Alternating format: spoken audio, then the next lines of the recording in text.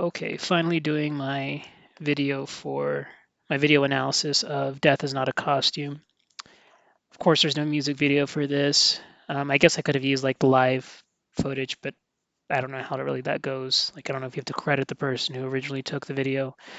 Um, and I saw him when he was on his comeback tour, so he didn't play the song then. So I'm just going to go with the slideshow I made. So to get started, we'll go with the first verse. Try to get inside my head. All the windows are painted shut. Take your horse to my water to drink. I'm not the gift that you think. Uh, so with the first one, try to get inside my head. Is he saying nothing can get in or get out? Nothing can change his mind. Um, that's one thought I have about it. And the other is, well, we'll get into that. Then he says all my windows are painted shut. So that's kind of the idea of nothing can get in or get out. Because when you paint a window shut, it kind of seals the window. You probably have to like get a some kind of scraping tool to kind of get between the window and the paint.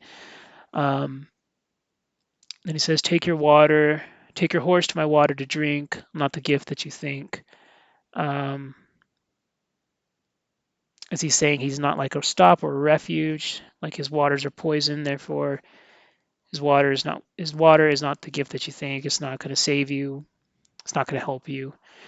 Um, So that's like my first idea about the first verse. My second is that it's relating to the accusations, just like a lot of the songs in the album. So try to get inside my head, all the windows are painted shut. Makes me think of psychological warfare on the accuser's part.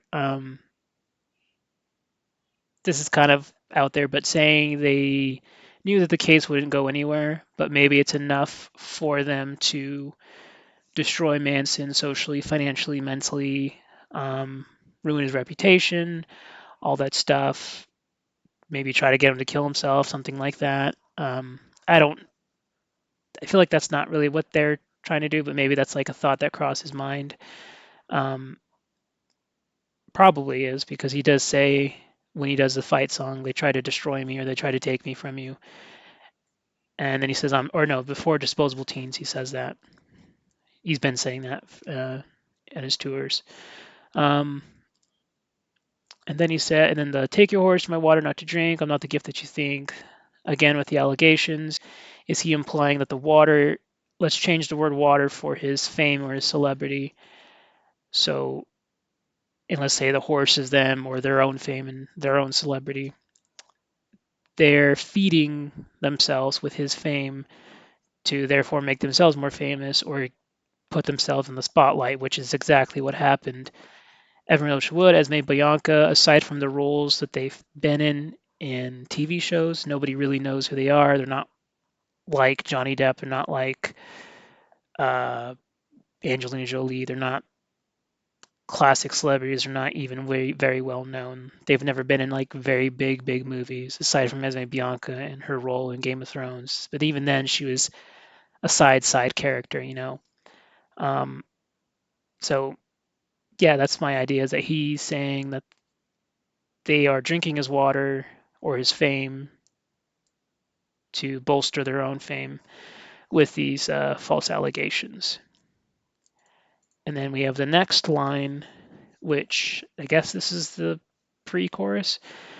Cross my name off the devil's to do list, burn every page in that little black book, and we're praying it remains in the mouth of God. So the first way to spin it is this kind of lends to the Christian rumors. In a way, he's saying by crossing his name off the devil's to do list, is he done with the devil, or maybe the devil's done with him? Um, it's like when Christians blame the devil for everything that they're doing wrong. I don't know why that made me think of that, but it did. And then he says, burn every page in that little black book. By burning the page in the little black book, maybe he means like he's tearing up a contract with the devil, um, or like when people burn cursed objects, or even like photos of a loved one, or maybe an ex they want to forget about to kind of remove that memory or get closure or stop the curse or the haunting. Um, Also, there's like the idea that when you sell your soul to the devil, you write your name in his book. So something to allude there. Um, and then also a reference to the song Children of Cain, which was from the deluxe version of Born Villain, which I think half that album is basically about Evan Rachel Wood, with songs like Disengaged and Murderers Are Getting Prettier Every Day. Um, there's a line that references a little black book that she's writing in. So maybe he's calling her the devil. Like her little black book is her and the accuser's hit list. And he's saying, you've already, took your shot at me, but I'm kind of protected because I'm in the mouth of God, or I'm immune to your lies, your allegations. But back to the kind of Christian thing, and we're praying and it remains in the mouth of God. That's also kind of like saying um, God remembers his name, or he remembers God and still believes in him, or is trying to believe in him. Um, so yeah, that's that. The mouth and God part is the really like Christian one.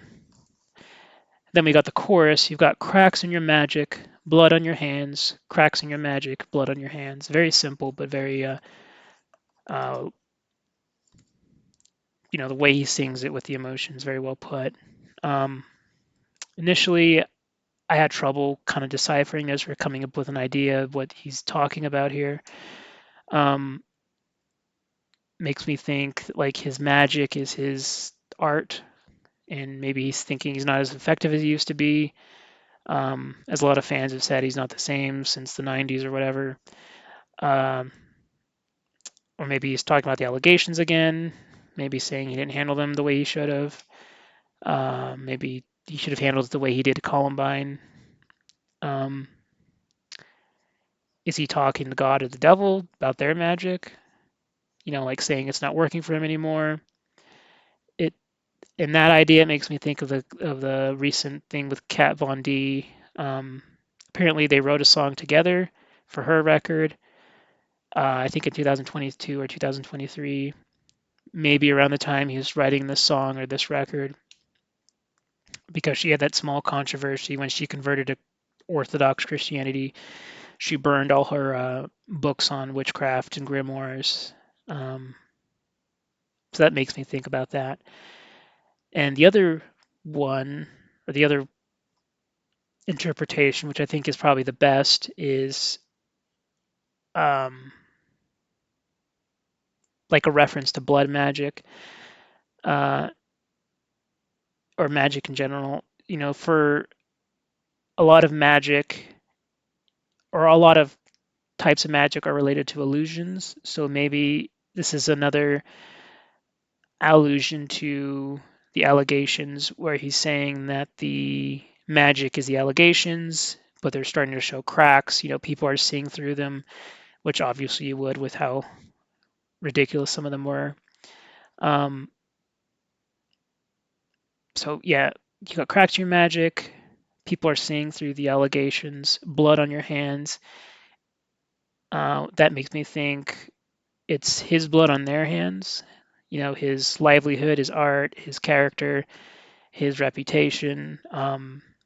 It's like innocent blood, as in like a blood sacrifice. They sacrifice Manson to get more money, more fame, more woke points, and all that. So it also circles back to magic in almost every way you can look at it. Um, and yeah, that's pretty much it for the chorus.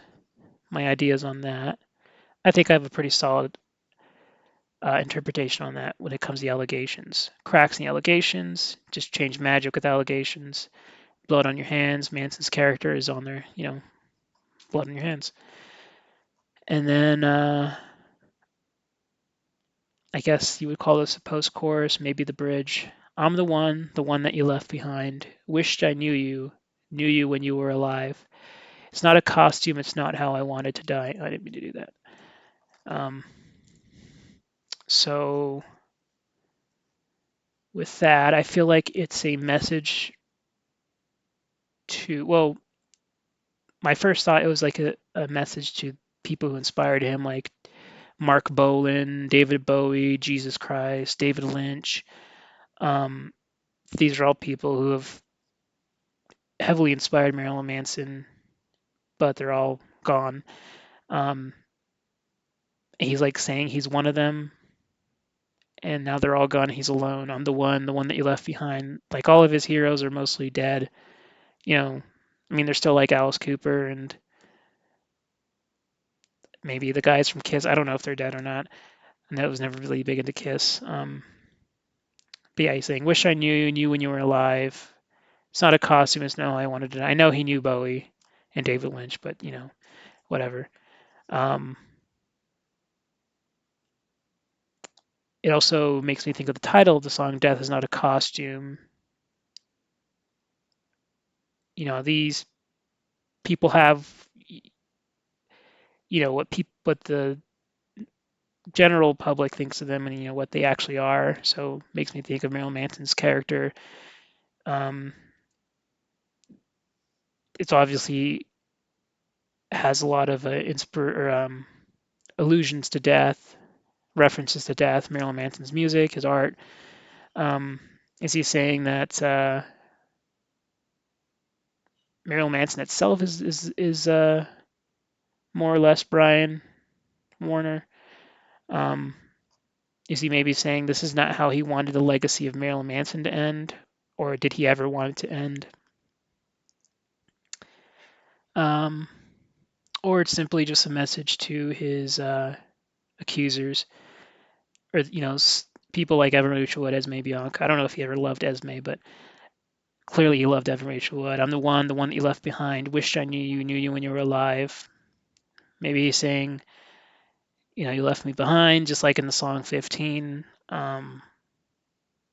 Wish I knew you when you're alive. Maybe he's saying you never were real, like you were always dead inside because she never cared about him. And it's not a costume. It's not how I wanted to die. Maybe he's saying, um, he's not her costume. It's not like she threw him away or something like that. Because in the song "Eat Me, Drink Me," he does say something about, this is just off the top of my head. I'm literally just coming up with this. Something about stage clothes.